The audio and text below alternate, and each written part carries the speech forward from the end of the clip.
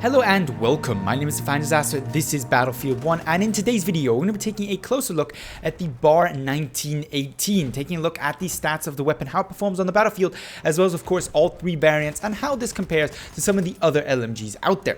That being said, as we always do, we're going to start this weapon review with the stats of the weapon in question, and as baseline today we're going to be using the trench variant of the BAR 1918, looking of course at the other two variants later on in this video, starting of course off with the maximum minimum damage universal across all variants of the weapon with a maximum damage of 23 here and a minimum damage of 19. You're going to be doing a consistent 5-shot kill all the way out to 30 meters, from which point onwards you're going to require 6 bullets to down your target, independent of what range from that point onwards. The fire rate, very high for the LMG category as of now, as of the They Shall Not Pass DLC, the highest in the LMG category. This is of course being set to change with the upcoming In the Name of the Tsar DLC, bringing us new LMGs. This fire rate here at 600 rounds per minute can certainly challenge some of the assault weaponry out there. Its muzzle velocity also very solid, good of course for shooting long range targets on the move at 820 meters per second. Its magazine size is limited at 20, meaning that in close quarters to medium range, maximum 2 targets realistically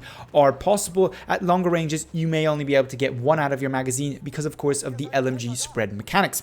The reload, while not great, isn't the worst and is relatively consistent. That is to say, there is only a small difference between the short reload and the long reload, depending of course if you have 1 or more bullets left or if you're completely out of bullets. The short reload at 2.8 seconds here and the long reload at 3.2. Recoil statistics are in the upper end but still within reason with the BAR 1918 trench, with a vertical recoil of 0.4 and horizontal recoil to the left and right of 0.26, as well as a first shot recoil multiplier at 1.7. To note here is that while this recoil is substantial, it isn't substantial enough to hinder you from taking shots at longer range targets, unless of course we're talking about extreme long ranges. You may not be the most effective LMG at those ranges, but you certainly can still dish out some decent damage and are very effective both in close quarter and of course medium range.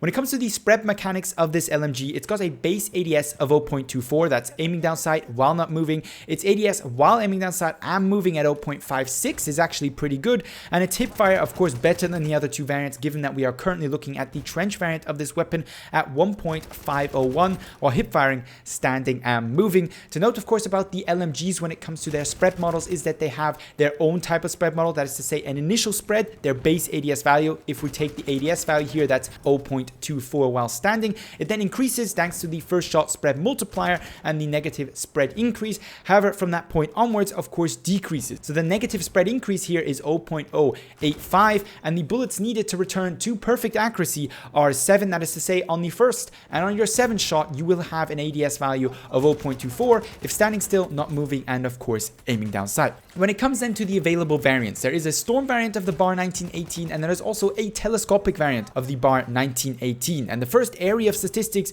where there is a differentiation is of course, to no surprise, the recoil area, with the BAR 1918 Storm having lower vertical recoil at 0.28 versus the 0.4 present in the telescopic and trench variant, and of course a lower horizontal recoil at 0.208 versus the 0.26 of the trench and telescopic variant. Certainly noticeable, but not as impressive of a storm variant when it comes to the recoil decrease as some of the other available weapons. We looked previously, for example, at the Mondragon. Its storm variant had a much more substantial recoil decrease than the BAR 1918 Storm. Nevertheless, the BAR 1918 Storm has lower recoil and is noticeably more controllable. Its first shot recoil multiplier is however the same. The next difference in statistics that we can talk about is the accuracy of these weapons, with the BAR 1918 Storm and Trench both with a base ADS at 0.24.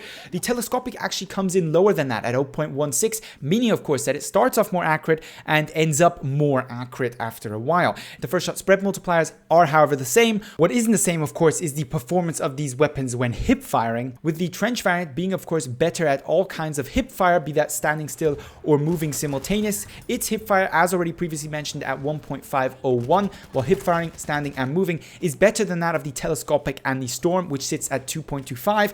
What I would like to note here however is that all of these weapons have the same ADS while moving, so strafing while aiming down sight is just as viable with all of these weapons. Furthermore, the hip fire on the Storm and the telescopic variant, while not anywhere close to as good as on the Trench variant, is still good enough for extreme close quarters. And in my personal opinion, in situations other than that, hip firing usually isn't quite as recommended with LMGs, but more on that a little bit later.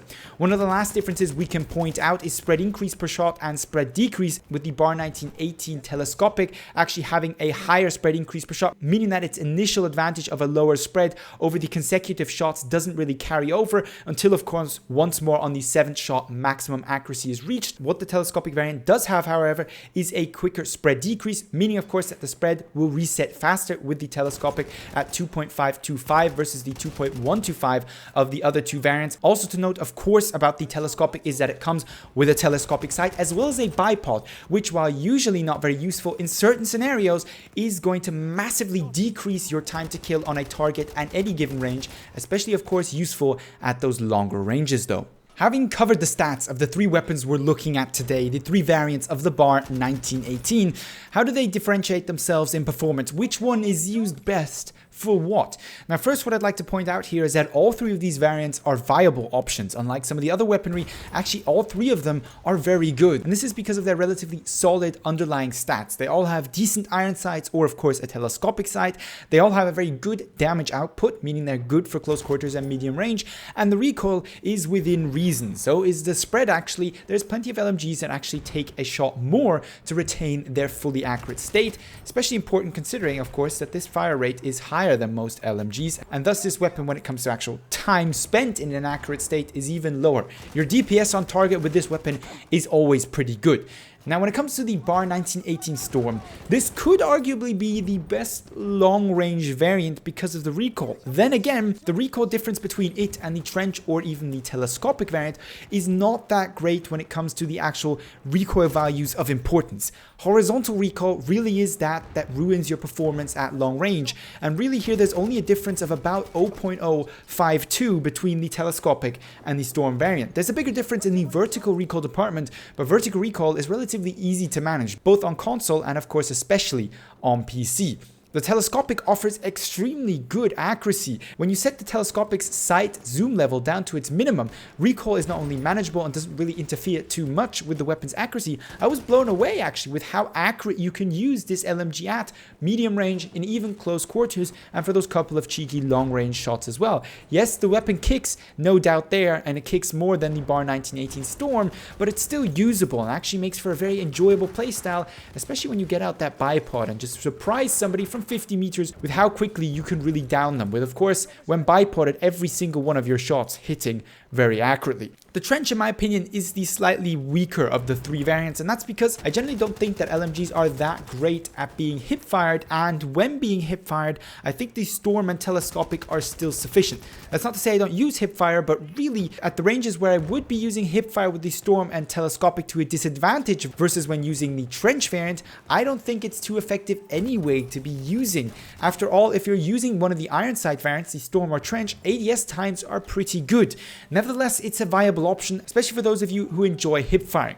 Now, overall, all three of these weapons are good at close quarters, being able to out damage 2 of the 4 available SMGs as of now in Battlefield 1, and of course the rest of the LMG category and numerous of the medic self-loaded rifle. They're great at medium range. At medium long range, they are disadvantaged versus most of the other LMGs out there because they have more horizontal recoil and a lower magazine. Nevertheless, they're capable of getting the job done, and at long range, while not horrible, certainly not your ideal choice against a sniper, obviously. LMGs more generally are quite flexible weapons, and the BAR 1918 Storm is a perfect example of that. So if you're looking for a little bit more close quarter power for your support class while still maintaining good DPS on a medium range target, the BAR 1918 is certainly a viable option. Now, I'd love to hear your opinion on the BAR 1918. Leave your comments, your experiences, your preferred variants down below in the comments, or hit me up with them on Twitter, as well as, of course, your usual video suggestions.